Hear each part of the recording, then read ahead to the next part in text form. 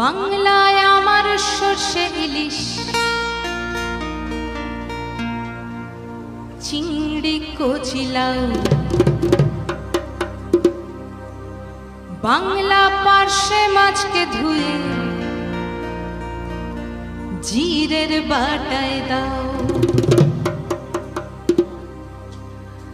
বাংলায় আমার সর্ষে ইলিশ,